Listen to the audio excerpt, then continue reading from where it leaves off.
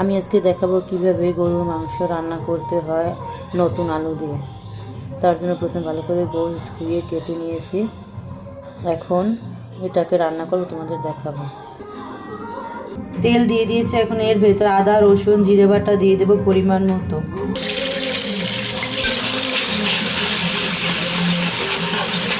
এটাকে ভালো করে ভেজে নেব।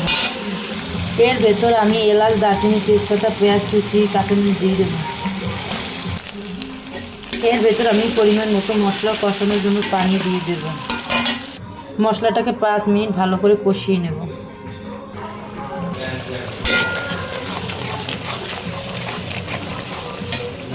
এর ভেতর আলুগুলো দিয়ে দেব।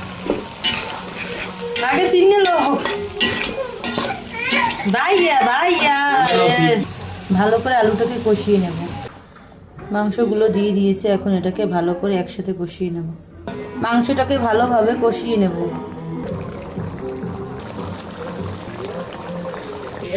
এর ভেতর আমি এখন পরিমাণ মতো পানি দিয়ে দেবো রান্না করার জন্য।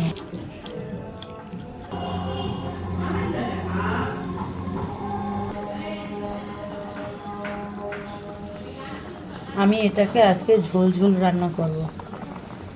আপনারা বাসাভাবে রান্না করে খাবেন। পরিমাণ মতো টালা জিরার গুঁড়ো দিয়ে দেব।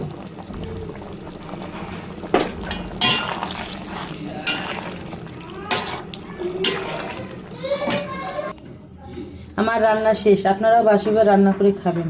আমার রান্না ভালো লাগলে লাইক কমেন্ট শেয়ার করে দিবেন এবং চ্যানেলটাকে সাবস্ক্রাইব করুন। আসসালামু আলাইকুম।